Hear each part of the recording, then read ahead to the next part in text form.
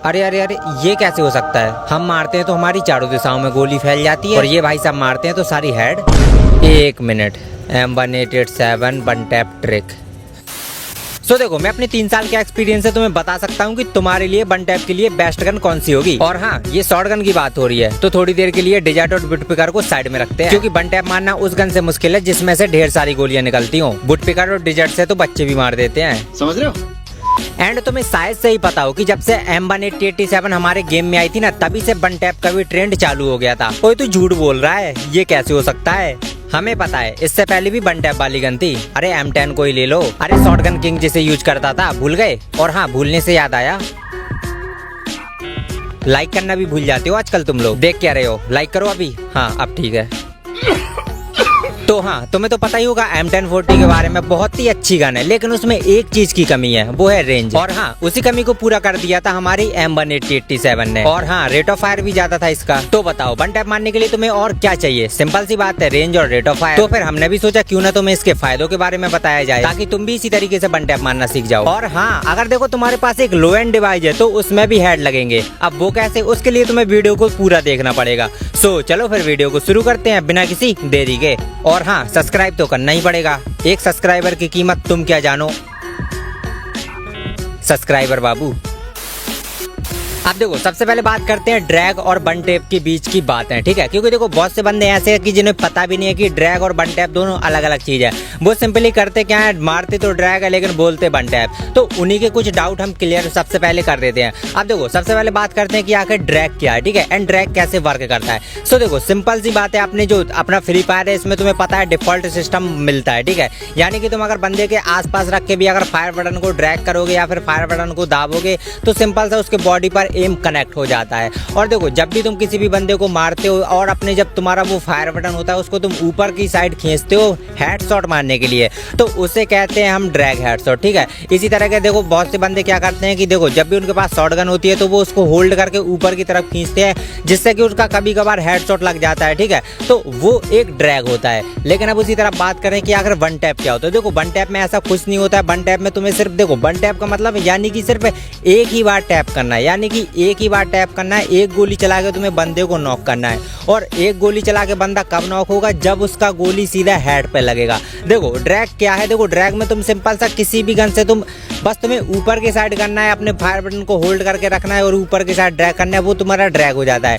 लेकिन one tap, देखो, one tap अलग चीज है। वन टैप में तुम्हें सिर्फ एक गोली मार के तुम्हें रश कर, मतलब रन करना है, या फिर तुम वेपन स्विच कर सकते हो, या फिर तुम ग्लू लगा सकते हो। इसे कहते हैं वन टैप। जैसा मैं तुम्हें दिखा रहा हूँ, ये तुम्हें सब वन टैप दिखा रहा हूँ, ठीक है। और ड्रैग, देखो, ड्रैग ऐसा होता है, ये सिंपल सा, देखो, मैं MP40 से स्प्रे करूंगा, किसी भी गन से करूंगा, बस होल्ड करके उसको ऊपर के साइड रखूंगा, वो हो जाता है ड्रैग। सो आई होप तुम ये दोनों के बीच का फर्क समझ गए होगे। एंड अब बात करते हैं कुछ ऐसी सेटिंग के बारे में जो कि शायद तुम लोग मिस्टेक करते होगे। सबसे पहले देखो, तुम्हें अपनी जो जनरल और जो तुम्हारी रेड डॉट सेंसिटिविटी है गेम की, उसको तुम्हें ऑलवेज 100 पे रखना है, ठीक है। इसको तुमने इतना कर लिया, अब तुम उसी में चले जाओ कस्टम मोड में। देखो, कस्टम मोड में जो तुम्हारा जॉयस्टिक है ना, ये तुम्हारा भले ही कितना हो, तुम्हें इसको 100, मतलब 100 हो तुम्हारा, कितना भी हो वो फर्क नहीं पड़ता, तो तुम्हें इसको 0 कर लेना है, ठीक है। देखो, 0 करने से होगा क्या कि जब तुम्हारा जो मूवमेंट होगा वो और भी फास्ट हो जाएगा, मतलब जब भी तुम इस साइड उस साइड जो अपने जॉयस्टिक को टच करोगे ना, वो पहले से ज्यादा फास्ट हो जाएगा। मेरा भी हमेशा इतना ही रहता है, 0। और अब बात करते हैं, देखो, तुम्हें मोबाइल में जाना है एंड यहाँ पर तुम्हें कीबोर्ड में एक सेटिंग मिलेगी पॉइंटर स्पीड। अब ये पॉइंटर स्पीड बहुत ज्यादा इंपॉर्टेंट है अगर तुम वन टैप मारना चाहते हो, ठीक है। इससे तुम्हारा जो टच रिस्पॉन्स होता है, वो पॉइंटर की जो तुम्हारी स्पीड होती है ना, मतलब जब भी तुम ड्रैग करोगे तो तुम्हारी जो ड्रैग की स्पीड होगी वो थोड़ी सी और इंक्रीज हो जाती है, ठीक है, डिफॉल्ट से अच्छी। तो इसको तुम्हें एकदम 100 कर लेना है। एंड अब बात करते हैं कि तुम M1887 से वन टैप कैसे मार सकते हो। तो देखो, उससे मारने से पहले ना तुम्हें 3 रूल को फॉलो करना पड़ेगा। सबसे पहली बात, तुम्हें बंदे को एनालाइज करना पड़ेगा कि बंदा क्या है। देखो, बंदा सिंपल सा तुम्हें 3 पोजीशन में मिल सकता है। सबसे पहला स्टिल खड़ा होगा, सेकंड नंबर पे रन करता होगा, या फिर थर्ड नंबर पे आ जाता है जिगजैग, यानी कि मूवमेंट करता होगा तुम्हारे जैसा। सो देखो, अब सबसे पहले बात करते हैं स्टिल। अब देखो, स्टिल हुए बंदे को मारना ना बहुत ही आसान है। तुम्हें कुछ नहीं, ड्रैग ही कर देना ऊपर के साइड और सामने वाला एनिमी मर जाएगा, ठीक है। तो देखो, इस इसमें तुम्हें देखो क्या करना है, देखो मेरे सामने एनिमी है, मैंने इसको स्टिल बस सीधा मेरे को ड्रैग करना है और वो सामने वाले को सीधा हेडशॉट लग जाएगा, ठीक है। एंड अब बात करते हैं कि अगर तुम्हारे सामने कोई बंदा रनिंग है तो उसको कैसे मारे, ठीक है, क्योंकि रनिंग बंदे को मारने में थोड़ा प्रॉब्लम होती है क्योंकि वो रन करता है एंड तुम्हें उसी के साथ साथ अपना जो फायर है उसको तुम्हें ड्रैग करना पड़ेगा। देखो रनिंग वाले बंदे को तुम्हें क्या करना है, देखो अगर बंदा तुम्हारे सामने भागता है यानी कि तुमसे आगे भागता है या फिर तुम्हारे ऊपर रश करता है तो उसके लिए भी बहुत सिंपल सा, बस तुम्हें ठीक टाइम का वेट करना है और जैसे ही वो तुम्हारे सामने आता है तुम्हें ड्रैग कर देना, ठीक है, जिससे कि तुम्हारा हेडशॉट इजीली लग जाएगा। एंड अब बात करते हैं जिग जैग, यानी कि देखो सबसे ज़्यादा प्रॉब्लम होती है वो होती है जिग जैग वाले बंदे को मारना, क्योंकि उसका पता नहीं रहता कि वो अभी लेफ्ट है राइट है किस साइड है। तो देखो उसके लिए तुम्हें क्या करना पड़ेगा, उसके लिए तुम्हें बेसिक सा रोटेशन ड्रैग का यूज करना पड़ेगा। अब देखो रोटेशन ड्रैग क्या है, ठीक है, सबसे पहली बात अगर तुम्हारा बंदा देखो लेफ्ट या राइट साइड भागता है, चलो मैंने माना ये वाल जो मेरे सामने बंदा है ये लेफ्ट साइड भागेगा तो मैं सिंपल सा अपने फायर बटन को ड्रैग करूंगा लेफ्ट साइड की ओर, क्योंकि मेरे सामने जो बंदा होगा वो लेफ्ट साइड भाग रहा है। अगर वो वही राइट साइड भागेगा तो मैं सिंपल सा अपना फायर बटन को राइट साइड ड्रैग करूंगा क्योंकि वो राइट साइड भागेगा। अगर मैं यहीं पर सिंपल सा डायरेक्ट ड्रैग करता हूं यानी कि सीधा सीधा ड्रैग करता हूं तो मेरा यहाँ पर वन टैप कभी नहीं लगेगा, क्योंकि बंदा तो उस पोजीशन से अलग भाग रहा है ना। तो उसी के हिसाब से देखो अगर तुम्हारे सामने जो भी बंदा है वो अगर लेफ्ट या राइट भागता है ना तो तुम्हें उसको देखना है और अपने उसी को देखने के हिसाब से अपने फायर को करना है। यानी कि अगर वो तुम्हारे सामने लेफ्ट भागता है तो तुम्हें लेफ्ट साइड ड्रैग करना है, राइट भागता है तो तुम्हें राइट साइड ड्रैग करना है और ड्रैग करके तुम्हें छोड़ देना है अगर तुम उसको वन टैप दिखाना चाहते हो तो। एंड अब बात आ जाती है कि अगर तुम्हारे पास एक लो एंड डिवाइस है तो तुम उसमें कैसे वन टैप मार सकते हो, कैसे एकदम रेड नंबर मार सकते हो, ठीक है। तो ये भी बहुत ही आसान टिप्स है।